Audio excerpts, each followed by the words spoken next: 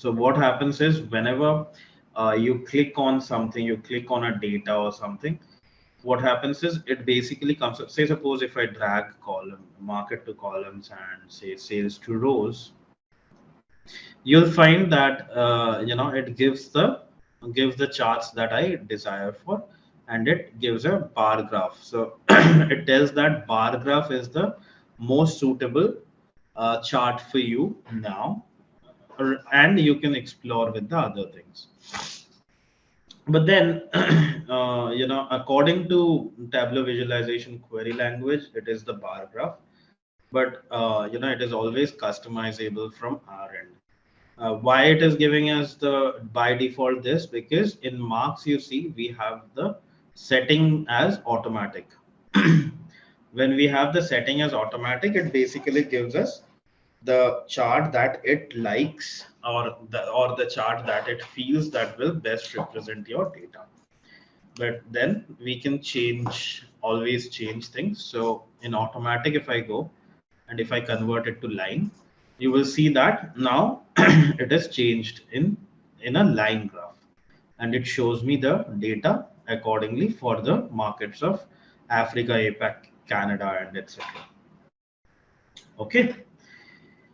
So now let's understand what line charts are. And I read somewhere I read somewhere a very good thing that, firstly, in a line chart, the measure and dimensions are along two axes of the chart area. That is okay. That is very common thing. But one, I was reading the other day and I saw somewhere that someone has written about line chart, and it's very good writing. That is, it's a pair of values for each observation that becomes a point, and joining all of these points, it creates a line showing the variation of relationship between the dimensions and measurement chosen. So it's two things to be noted from here. One is it's a point to point join, and showing the variation of relationship between the dimensions and measurements. That's fine.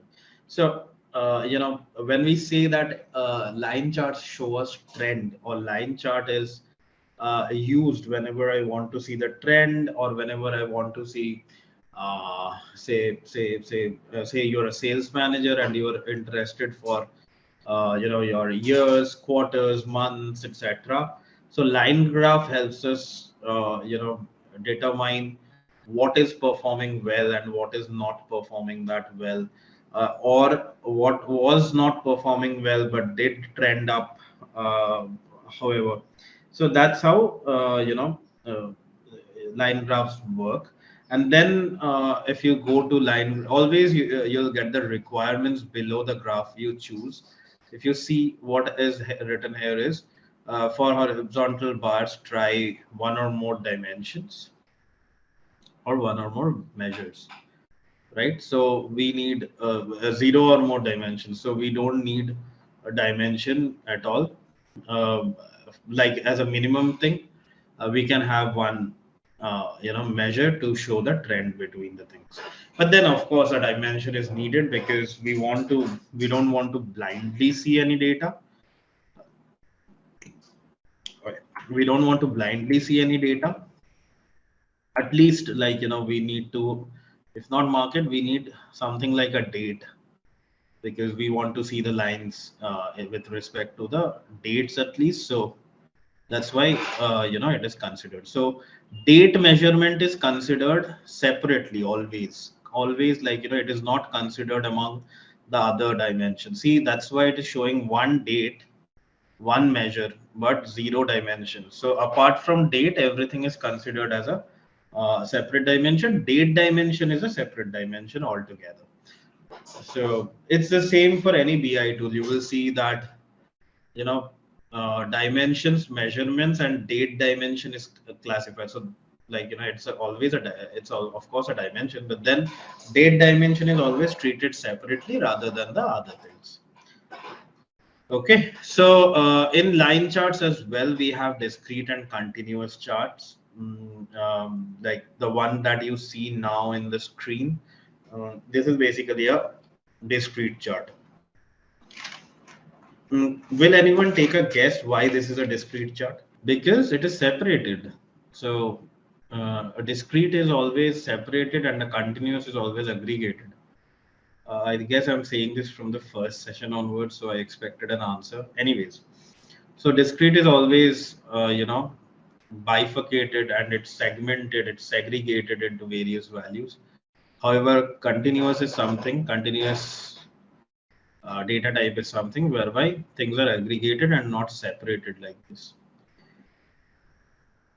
Okay, cool. So let's do something. Let's see, how the suggestions come up.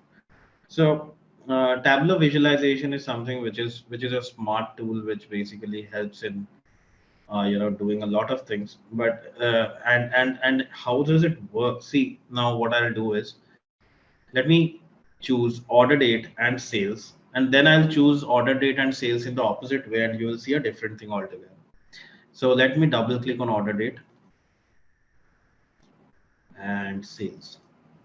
See, what happens is Tableau recognizes the dimension first and then the measure. So it gives a tabular form.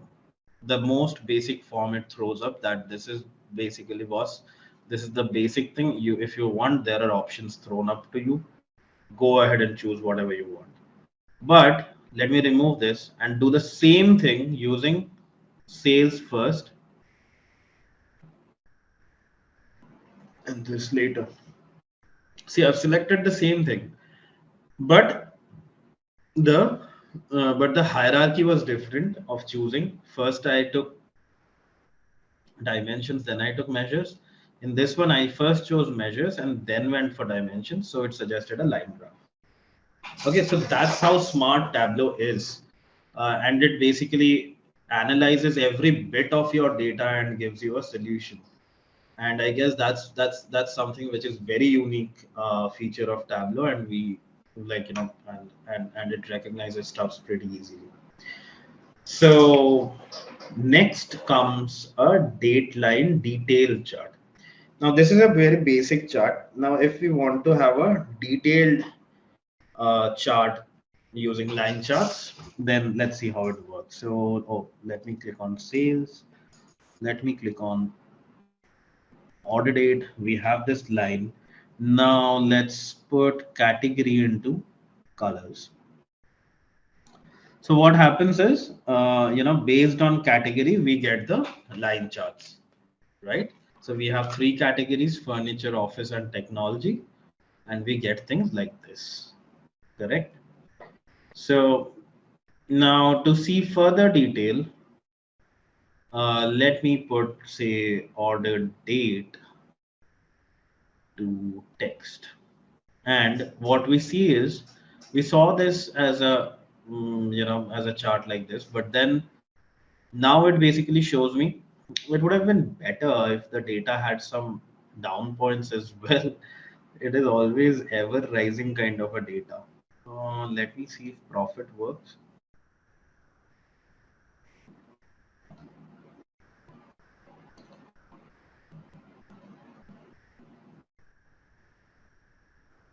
This is still better. No. So, so see, what happens is, it basically shows me this is also ever rising. I wanted something like, where 13 would have fallen. Anyways, so that we see that all the categories have risen and every point denotes the year in which it is showing. So visually, it is uh, much more, visually it is much more helping me to understand that in which point how and how it has risen. So now if you want to customize the looks and if you want like so let me put, say, suppose sales as well over here. So now the line chart basically represents the categories. It now has the years and it also has the profit and it is showing up in the labels. Now, say suppose someone who is lame in Tableau dashboarding, or say lame in terms of data, and they always want textual thing to understand that, uh, you know this is not how my chart should look, or I am confused with this number. What is this number? So in that case, what you can do is you can add additional formatting details in here, whereby you can click on label, and you can click on these three dots that you see over here, like this. And over here, there comes the texts. Okay. So over here, what you can do is you can write, say, suppose sales is this, and here is this. So see, once you drag in year and profit over here, Tableau has a background. In the background, it is converted into formulas, right? That show this, show the results based on this formula, year, order date, and sum of sales, like this. So what I've done is, before the bracket, I've added the text that year is this, sales is this, and if I apply, okay. So see what happens is, it tells me year is 2013 and sales is this much. So that's how you can customize your the texts that you want to, however you want to, you can do it like this. So that's all about the adding the details. And like this, what happens is this becomes more readable, and the appearance wise as well, it is very easy to grasp for a person who is new to this. So so that's how it works. Let me remove now. Let's look at another example. Let's remove category and let me put market over here. So see, for market as well, there are 7 markets. For all the 7, we have the data like this, that comes out, right? So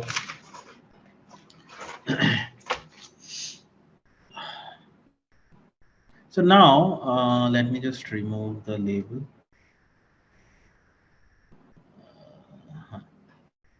So now one thing is, if you want to make it much more complicated or something, you can go and do something. Say, suppose I want market and I want to put it like this. So what happens is, if we do this chart has become very big. That is the issue.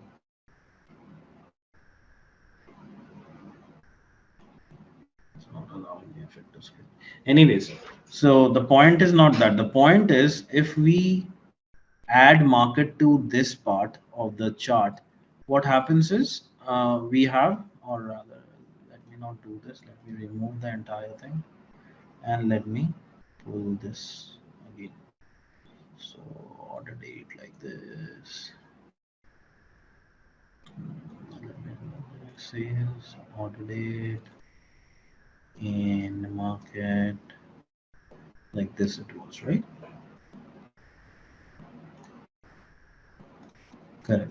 So yeah, so like this, right? So now if I put market into this, so this is what I was aiming to show you, that what happens is, if you do this, what happens, one market comes beside the other for the different values of years, and it basically gets split. So different sections are created. So whenever different sections are created, there is no link between one market and the other market. Correct. Similarly, if you pull market to over here, you will see a horizontal distribution of the markets, and it is segmented. So basically, it gets segmented, and each segment will, you can do, like, each segment wise analysis or something. And if you want to do it, want to see, like, how things are, when we see the entire data together, you can remove like this, and you can see the way I showed you.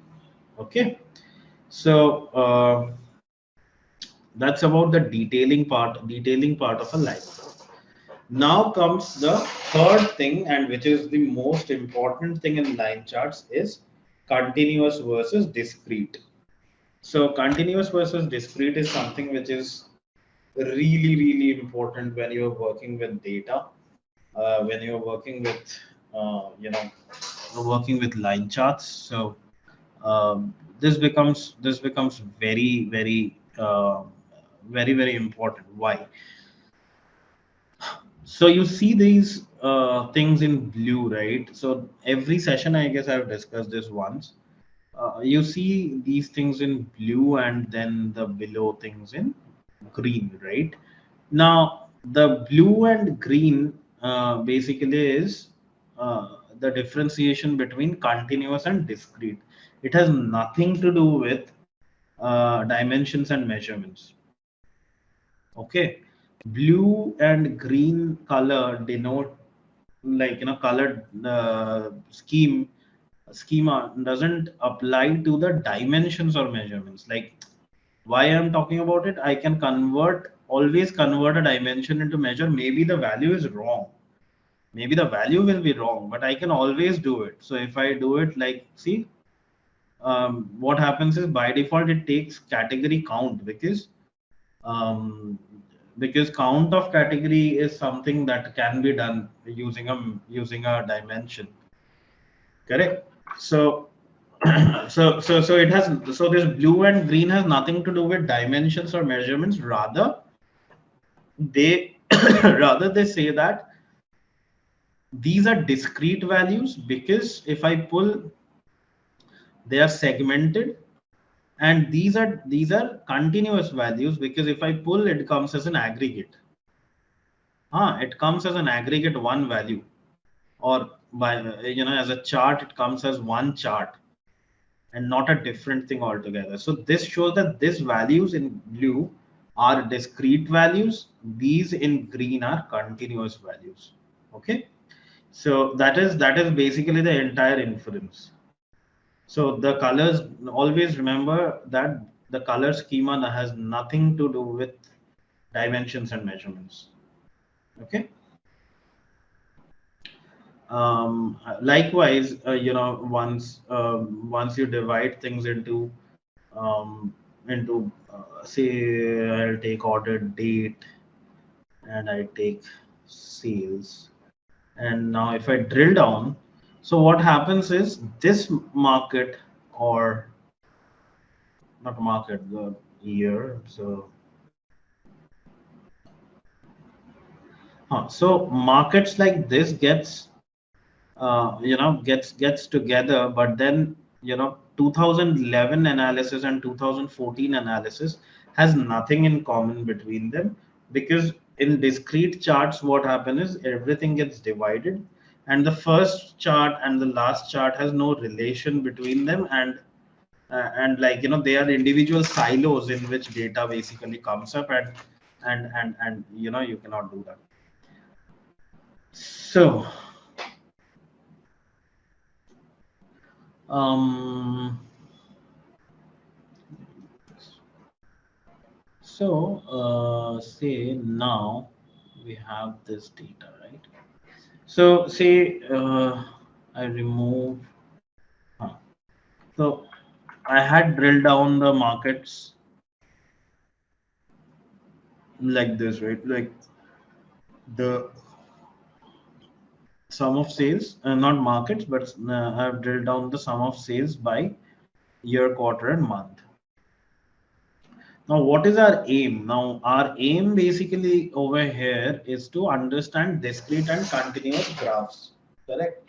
What is discrete, which gets divided? What is continuous, which gets aggregated? Like one single line graph, which is showing me all the information in there. So that is it, right? So now I have seen something that if I remove, say, if I remove year and if I remove quarter from here, now see, despite of being you know, a discrete uh, field, it is still discrete, right? It is not continuous, it is discrete. Despite of being a discrete field, it gives me a chart which is almost similar to a continuous chart, because it has no segments. It is you know, one single line that is going up and down and showing performance. But then there is one more challenge to it. That is, it gives me an aggregated data for January. Now, if you go over here, what happens? It tells you that January had a sales of 6,75,000, whatever. Or March is giving me this much of data. What is the challenge over here? What is the challenge do you see in this April 698,561? Yeah. No, what is the challenge? What is it missing? We don't know for which year this sales is, right? We Yeah. don't know if it is for 2011 or to like if I drag this back. So I have 11, 12, 13 and 14, right? So but if I remove this, I have data only for Jan, Feb, March, April, July, August, like this, correct? Mm. So, but I don't know which year this is for. Okay, you can mute yourself. So, uh, so we don't know that for which year things are. So that's basically one hindrance, and this is not interpreting the data correctly. Correct. So yeah, so if I want over here to know what is happening, then I need to again go back and place the year. But no, but that is not something that I want to. What I want is a continuous line, and along with it, what I want is all the information together, right? So what will I do? Oh, sorry, yeah. Okay, let me do sales. So what we will do is we will like once nice only that I chose. So once you choose this, by default you will get this discrete line. Okay, so you need to make it continuous in order to see the data as a one continuous thing. Now what how to do that? On year pill, go and right click,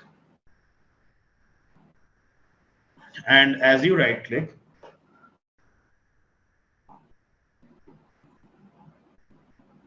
excuse me, as you right click, you see two segments which is allowing me to convert. So this year can be converted this year or this year. But always remember the first box which lets you convert things is for discrete. The second box is for continuous. Okay. So the first box that lets you change is for the discrete values. The second things are for continuous. So now let me do something. Let me choose the year from the continuous box. And once I choose this, you see there is a visible difference in your data. Right now, see now what happens is okay. Let me now complicate things. Now what happens is you see there is a visible change in your data whereby the year is now converted to continuous, right? If I choose it to quarter and if I choose it to months, now you will see that what happens is now as we drill it down, if I put my cursor on any point, unlike the other graph that I saw that we saw, now we know that like if I put something over here, now I know that December 2011 had sales of this much, right? So for each node, now you can see year, month, and sales in the same node, and that is basically the beauty of continuous line graphs. So once you have created the date thing into continuous, what happens is it basically gives you all the information that you desire throughout, and it gives you not only the year but also the month and the sales that has happened for the particular time. Clear? So that's how we do continuous and discrete line graphs. So, what did we learn in this entire segment? We learned that how to create line graphs, how to modify a default graph into a line graph. We saw the detailed view of a graph using the categories and markets. And then we saw how to create continuous and discrete graphs uh, for our benefit and for whenever we need whatever. So for that we saw that the line graph, which basically has the which basically was bifurcated into segments, and then it is aggregated and it gives me all the, not only the trend, but also it gives me the entire details in the node wise, right? Cool. So that's all about line graphs. Next, let us learn something, which is a very important tool that Tableau has provided us with, and that is called a reference line. In line graphs, can we have forecasting or trend? What kind of trend or forecasting are you interested in? For example, if we say like this one also, we can take an example. The sales is happening for November 2013, right? So based on the previous 3 to 4 months, can we calculate the future dates? Can we calculate future? Yeah, forecasting. Yeah. Yeah, forecasting definitely you can do, but then forecasting in Tableau you want to do, or forecasting you want to do in any other domain? Like you No, get the no. data. Okay. In Tableau itself, right now you have a line chart. In this line chart itself, can we have that one like trend analysis, like future dates? So see, one thing that we can do is reference lines, and we can see that how are things. That was the next topic that I wanted to see. I have not worked on forecasting in Tableau, so I have worked on forecasting in Python, but not in Tableau. So I'm not very sure, but I need to get back to you on this. Out of the Uh, box is available, or we have to do some coding in it? yeah, that's what, so I have done forecasting in Python, but I'm not sure if it has a default feature of forecasting. I need to check that, and I need to let you know tomorrow. Sure, sure, sure. Okay. Cool. Yeah, you can definitely do it. Using a code, you can do it elsewhere because you get the data from here and you can do it. Nowadays, one more thing is in place, that is Datorama and Tableau. So Datorama basically can do the forecasting models in. We can create forecasting models in Datorama. So if we do that, what happens is, we can create the forecasting thing and we can publish it over to Tableau as a chart, as a dashboard, whatever we want to. So Yeah. we can do that Think that using. I have all done the forecasting, but the problem of what happened for me is that it's not showing that. For example, if you take past 6 months data as a reference, it's not showing the past 6 month data in the same chart, like whether the forecasting was correct or not, analysis like that. Only showing the only forecasting line. That's the problem. Okay, okay. You mean the trend lines? Yeah, trend. I would say forecasting, not the trend line, but it was only showing one line. For example, if I put 6 month previous 6 month analysis in one of the chart, and if I put if it takes 6 months, then it will only show the only one line, it's showing the trend line, but it's not taking the it's not showing the past 6 months, which I am taking as a reference in the same Do chart. you do you have it open in your laptop now? Oh, no, no, no, no. It was my old days which I have worked on. Oh, okay. And you did it using Tableau or any other stuff? Yeah, Tableau itself. Tableau itself. Okay. That's No. why I'm So asking, like in one chart itself, we can get two graphs, like in the data and the trend line itself. That's why. oh, I remember you. I remember you. You had asked this question earlier as well, right? Yeah, Datorama also. Yeah. Yeah, in Datorama as well. Right, right. I remember you now. Okay, okay, okay. Let me see. Let me check if we can do something like that. And if I get hold of anything like this, I'll pass on the content to you, or else we will discuss in the session itself. Sure, sure, sure. So, say, what are reference lines? Reference lines is a very important tool. Reference line is a very important tool which lets us compare the values which are greater than or less than, right? So, for example, if we have, say, sales, and I want to see sales which are above average and below average. I want to see, so I want to see that what is the average sales. Okay, this is the average sales. Now I want to see my what say category, whatever category or subcategory, whatever is what are the categories which are doing above average, and what are the things which are going below average. Okay, so we can do that using reference lines, and we can check that. So in the reference tab, as he mentioned about already, the analytics tab, we have the reference line, reference band, distribution band, and box plotting. Box plotting, we have seen how we do it. So box plotting, you remember initially when I was talking about box plotting, I told you that it is used for distributions. Then we have something called a distribution band over here.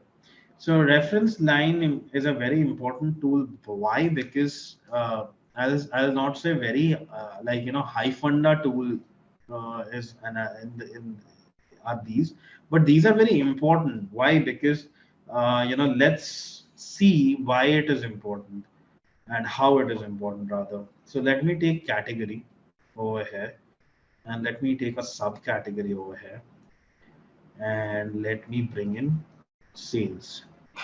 Okay, so what do we see? We see our furniture, office supplies, and technology. Those are the categories. And then I have the subcategories over here, and I see the labeling that is being done. Okay, now what do we want? We want to have the reference lines because we are interested in the average. So you see this axis. In this axis, you can just click, and you can right click, and you will get one option called add reference line. So let me click on add reference line. So now when I'm in the add reference line, what I can see is there are these things: line, band, distributions, and box plotting. And what do I see? There is something called a scope, that is entire table per pane. What is a pane? This furniture box that you see, this is called a pane, and this category that you see over here is a pane. Technology is a pane. So these are panes. So what is it telling? Entire table per pane or per cell. Okay. So if we choose entire table, and then what are the options over here? The options are that what line do you want? You want a line, I know. What line do you want? Over here by default it is selected as sales average. You can modify it to whatever you want, to total sum, constant, minimum, maximum. But over here I'm interested in average, so I'll take an average and let me hit an OK. So now what happens is this line basically gives me what is the average sales, and what are the things which are above, and what are the subcategories that are below the average line. Correct. So next, when I have this average line, next if someone comes to me and says that, you know what, I want to see the, over here it is written as average, I rather than average I want to see uh, you know the value, what is there, and I want to see that. So what you can do is you can go to this label which is called computation. Now when you see this average line, it is in the computation mode. So if you go over here and choose value and hit a OK, so you see the average is gone, and now we know that 7,43,677 is my average, and these are the categories that have gone beyond, and these are the ones which are below that. And we can know that uh, what are the things that we need to focus on, and what are the things that we need to look into and see how it works, right? Let me further modify it. We have we have seen computation and values. Now there is one more thing whereby we can see that what type of line we want. This is a plain line. You can choose a broken line, however you wish to. So thickness and all these things you can work on, and you can see how it works. Now if I want to highlight, the like whatever is above average and whatever is below average, for that also we have this formatting option, which basically gives us the color schema in which you can color things. So if I do a fill above, what happens is everything above, oh my god, this is a terrible color, no? This is soothing. So whatever is above average, see, gets highlighted, and you can see that these are the these are the things which are above average, and say uh, and these are the things which are below average, right? So this is a color donation, colored by color. You can denote what are the things that are above average and what are the things that are below average. So that's how you can format, and that's how you can use a reference line. Okay. So now you see that all the panes have one line that is going through them. So if you want average per category that you have, so what you need to do is you need to go and you need to edit reference line, and what you can do is you can change it to per pane. Now if you do a per pane, you see that every pane now has its own average. Okay, so furniture has its own average, office supplies has its own average, technology has its own average. And now things are colored by means of the categories because we have chosen per pane. So in this furniture pane, if you see, this is the average, and things above them are colored in whatever beige or this is what cream, uh, yellowish color, light yellow color, so that you see that is basically over here. And now not all the things have the same average, but all the panes have their own averages, and things beyond that or below that are colored by means of the rule above average and below average, right? So that's how you can use reference lines. It's really important. It's pretty interesting a tool, and it is really important that we use them in our regular data, so that our life is easy. Now with calculated fields, of course you can create averages and stuff, but then once you have this, why to worry about it? Let's look into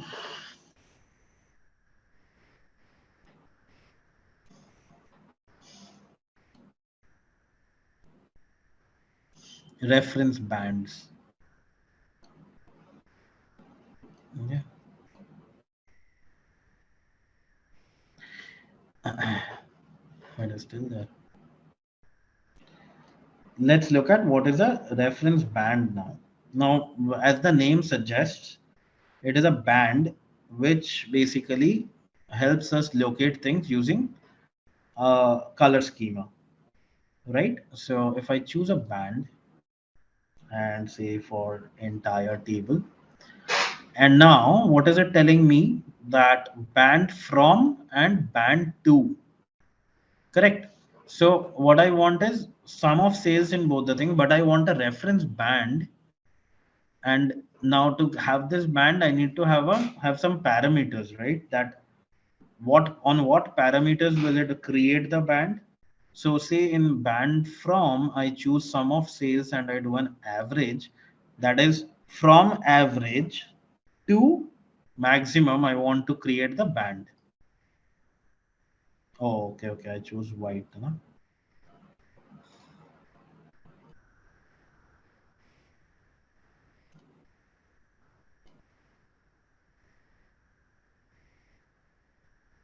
Hmm.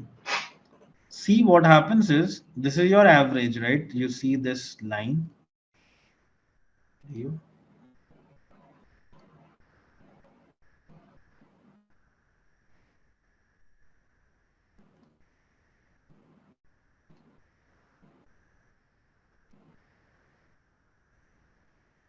oh,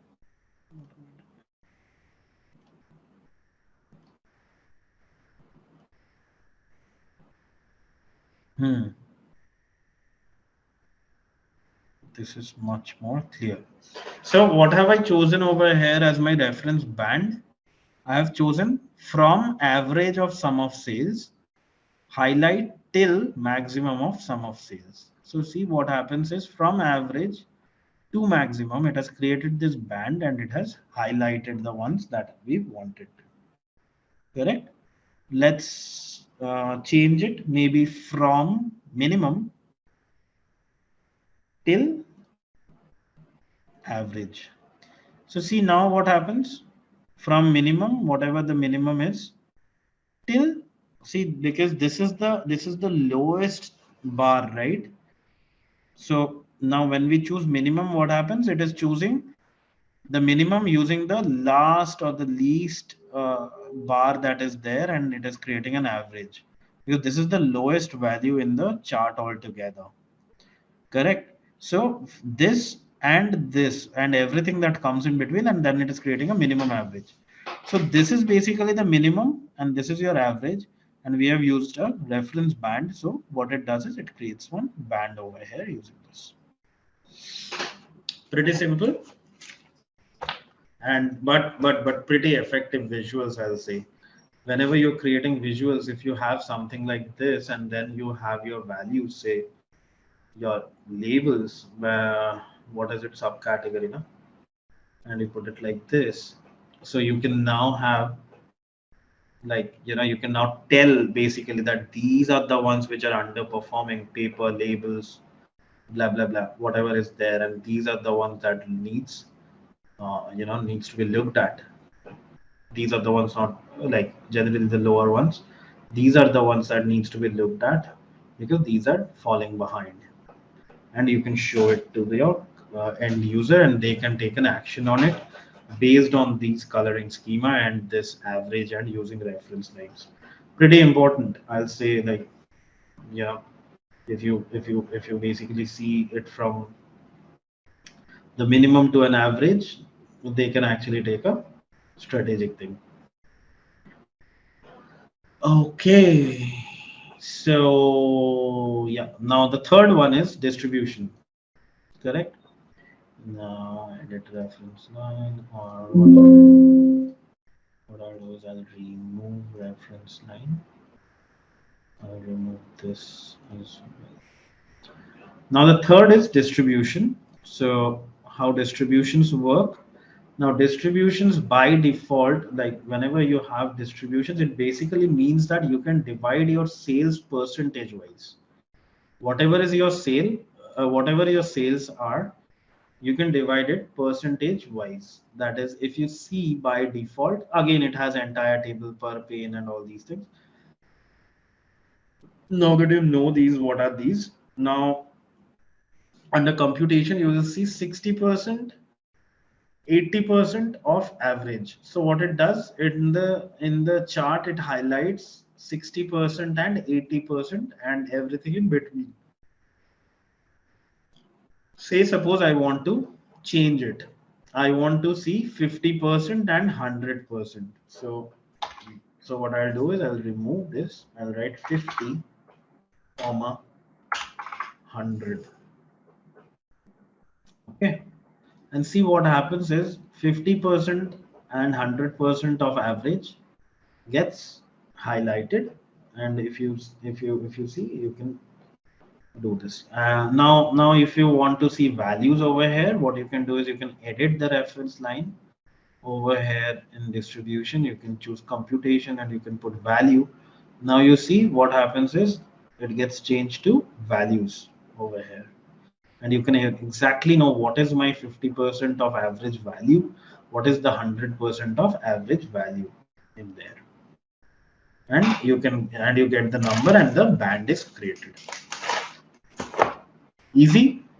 We will see these other things whenever we are doing, you know these are nothing but you can just pull them into a bar chart and you can yourself see, but then we will discuss it in the next phase when we are there. That is a different topic altogether. Now let's look at after referencing reference. After we have seen what is reference lines, Let's create a bubble chart. Bubble chart is a fairly easy chart that gets created. That is called a bubble chart. And you know, and we can see, like, how we can do it. So now let me go to show me first, and let me go to bubble chart and see what is the requirement. So for a packed bubble, you need to have one or more dimensions and one or two measures. Okay. So okay, I'm creating one, but then we will discuss it. So if you have seen a bubble chart, let me this is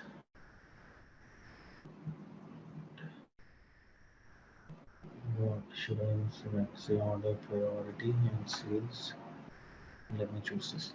Okay, so now this is how a bubble chart looks like. Now over here, why I created one is to make you understand that the circles that you see represents the dimension, basically this order priority, critical, high, low, medium. So the circles show the dimensions, and the size of the circles tells you the measures. Clear? Why? What is it? Green over here shows as medium. So basically green is medium, blue is critical. Correct? This is your dimension, and the size of the thing determines the measured volume. So why is green circle the most? Because the sales over here is the most. Why is low? What is red circle? That is low. That is your dimension. But why is this least? Because the value of sales is least. So circles represent the dimensions and the size represents the measures. Okay. So size of medium is higher. That's because the order priority. So I've chosen order priority, right? So that is because order priority, uh, like medium basically has order priority maximum. So because it has got maximum number of orders for this priority, and lowest is basically low. So as its order priority numbers are huge, so the bubble is also huge. Correct? Uh, so what do we know from here in bubble chart? That we need to have one or more dimensions and one or two measures. Okay. Now, how do you create a bubble chart? Let's create a different bubble chart. So what you can do is, rather than dragging stuff over here, you can choose this, and you can choose sales. Like I'm holding my control key, right? I'm holding my control key, and now when I choose both the things, I get the suggestion. I can go over here and I can choose this. So what do we see over here? We see that highest sales was done by APAC. It's done in APAC, and lowest sale is for Canada. So that's how you can do it.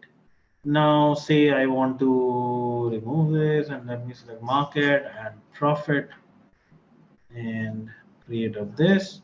I can see that with profit, I can have the APAC and EU and everything is like this.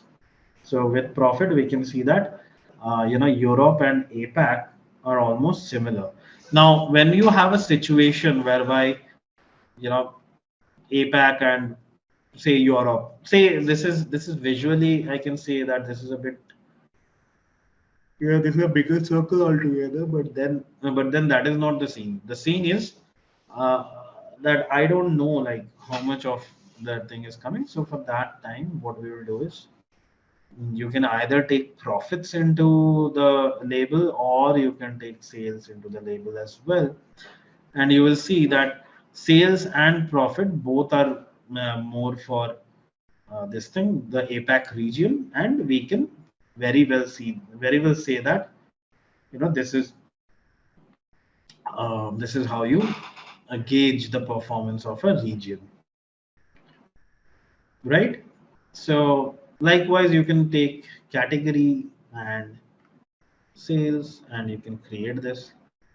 Now let me show you something. Now over here as well, see, it's almost as if it is identical. So at that point of time, you can just take sales to labels, and you know that how things are, and you can tell what is happening. Now suppose now there are times whereby you should avoid some charts. Say I choose country and I choose sales, and I do this.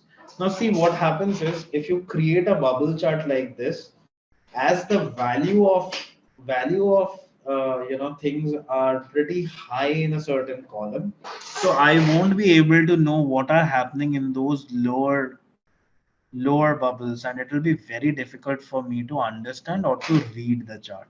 So likewise, you need to always know what chart is to be used from these options and what things are needed to be So avoided. at this time, there won't be any option to zoom in, right?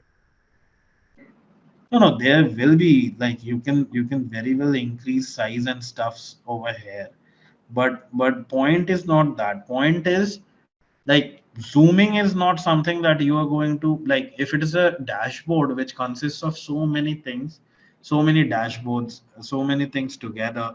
uh, zooming is not a representation, it is a feature that you are adding to the chart. Correct.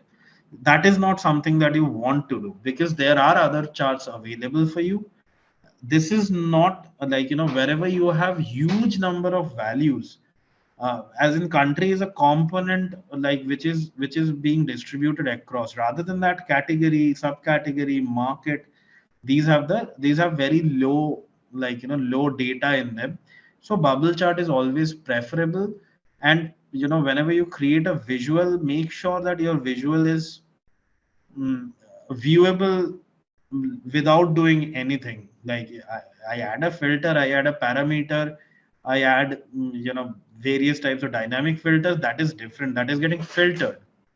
But if this is all, this is like, this is the chart, and if you say, if you take this like this, what happens? See, the ones which are having the high performance, it gets shown. Is it not getting shown? It is, but then you need to click, or you need to go, and this is not the right representation. So wherever there is a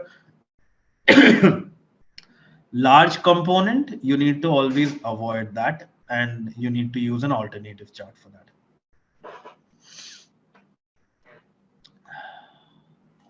Yeah. Okay. One doubt here. Not doubt. Can we do that like that? For example, if we have take as a we have two region, APAC and EMEA. Okay. Hmm. I will take some of the resources. If the resources are common among both, can we represent in bubble chart like overlapping, like inner join? Now tell me what. So here, if you take central and south, if we have a common data between central and south, will it overlap? Like in the chart wise overlap, like an inner join, showing that common factor is there. No. Common factor, as in, I don't understand. There, if there is a common factor between both the things, then that will be a separate thing altogether, which is not here, which should be in your data. Yeah. Now, say Yeah. Hmm. sales. Now, sales for central is always for central, right? That is unique to central. Now, My data is like this. Like for example, if central have 5 resources, not the sales, and south have 10 resources, but hmm. south consists of the 5 resources which have central also have. No, in bubble chart that will not overlap. In bubble chart, it will be always in single silos. Whatever is central, that will be central. Whatever is south, it will be south. Now, overlap is something that you need to deal in your data. If you see something like this that is an overlap, then you should mention it as, I don't know, Central Asia or something, and you need to join it, because this won't take the overlapping thing, because this is not analyzing data in that front, right? It is just taking a dimension and a value in there. So whatever you have segregated for your in your data, that will be shown up. If you have merged together something, that will be shown up as a single thing. But you can do something about it. You can do a merging of things, and you can show it in the sheet as well, if your data is not like that. You remember we had merged two things together when we were doing a bar chart, say Yeah, Africa and yeah, Canada. yeah. That I got it. But out of the box, I think the answer to my question is not available. Like if you want to merge and showcase as common factor are there the data into the dashboard, that is not available out of the box, I guess, right? What do you mean out of the box, right? Like out of the box means something innovative. At least what I understand. Out of the box means you want to. What are you actually referring to? Like Without any scripting or coding, using the only options within the Tableau. no, And no, no, no, no. But again, I'll look into it. But that is not something that will happen. I'm sure, pretty much sure, because bubble chart is going to take single silos, and it'll see, because it is giving you this bubble based on a value, based on the volume of the value. It is not analyzing what is overlapping or what is not overlapping. It is giving the volume. That's how it is projecting the bubble, and it is giving you the dimension, which is basically the coloring of the circle and stuff. So it is not going to do this tricky stuff in bubble chart. Mm. Yeah. Scripting, yeah, definitely in scripting you can do these things, but over here it won't happen. You should explore high charts. There is something. Did I show high charts in the Datorama session to you? Yeah, you have told about high charts, and I have Yeah, gone to them. Yeah, yeah. High chart is pretty interesting, and for all these queries that you are having now, I guess high chart is going to help you much with it. yeah, Okay, so we will end with a simple chart, but a very effective chart, I'll say. That is time period analysis. Now, time period analysis, not the one like, the hypothesis and scripting that we do. It's a time period analysis, which is called a bump chart. Okay, get it right. It's a bump chart. Okay. What is a bump chart? Bump chart is nothing but a line chart where rank changes based on time.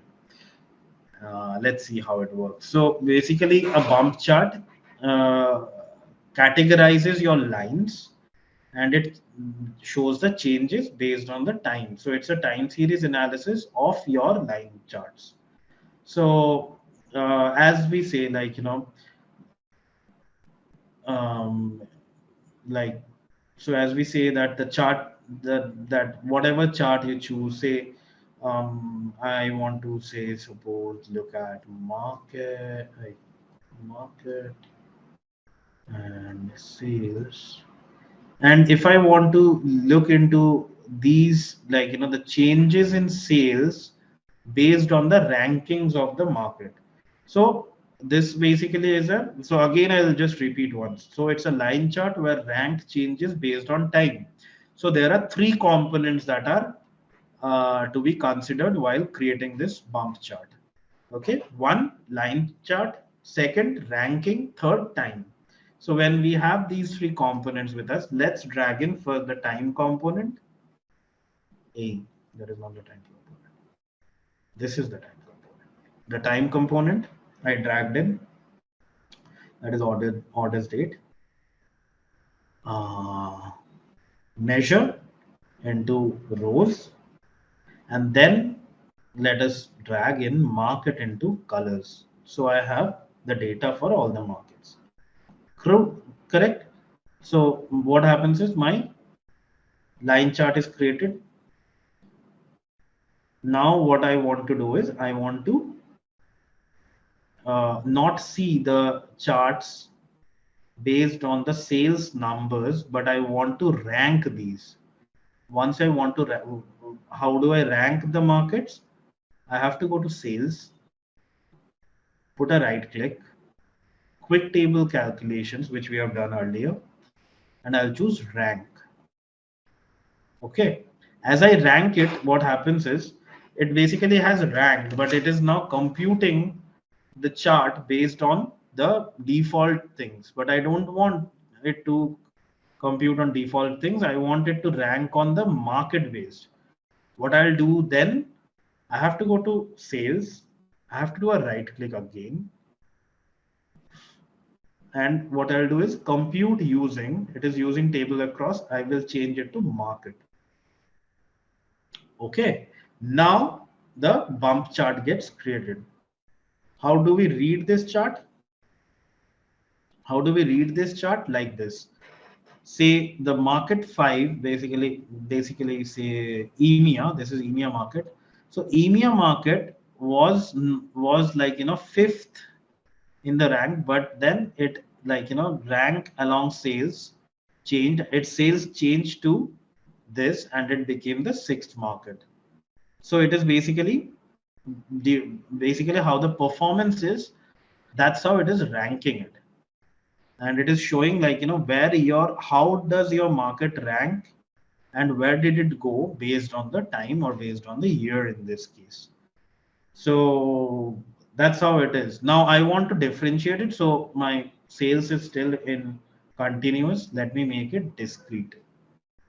Once I make it discrete, what happens? The line graph goes away, but always it is available from the automatic. And if you do this automatic, your line graph comes back. Understood. So this is the rank of the things, and it basically shows you that based on time, based on your sales, where did this market go? Now, this market was in sixth, it went to fifth by performance, and then again in 14, it has come in sixth. Okay. So that's how a bump chart works. It is basically a line chart which ranks your dimension and shows the performance over a period of time. Cool. Easy. This is pretty easy, but very effective. Like when people want to see the performances, it is basically very easy to show. I know this looks like a rangoli, but then but then, like, it is something which is to be used always in a discrete manner, and whenever you use in a discrete manner, it tells a lot of story behind. We can add labels right here. Yeah, yeah, you can add everything, whatever you want to, however you want to, uh, whatever you want to see for yourself. Say markets, if you want to see, you can very well bring the markets over here and you can add the labels. But of course, your dimension of sales is categorized to rank, so don't expect that it will show up that. So because it is a rank based thing, right? We have to see ranks. So it is computing your sales and it is ranking. So that's why, the labels will be very discrete in nature. But if I put sales in text, it should be showing me the overall sales as well. Yeah, it is showing me the overall sales as well. And you can see this. Okay, clear. Now, if you go to any of the nodes, you can see as well that why did it change? Because say it was sixth market because the sales was 144481. It rose to fifth because it has improved on its sales. And then, like, it has again gone to sixth because some other market had done a good performance, so that had gone there and this has come down. Can we download this data in a CSV or Excel format? This chart, Yeah, the chart data, you can say.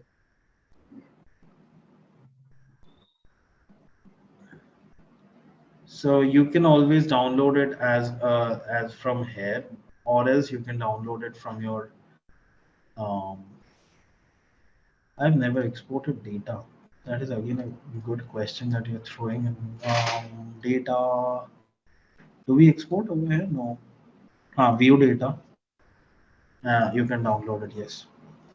Okay. Yeah, Okay. yeah. Okay. Cool.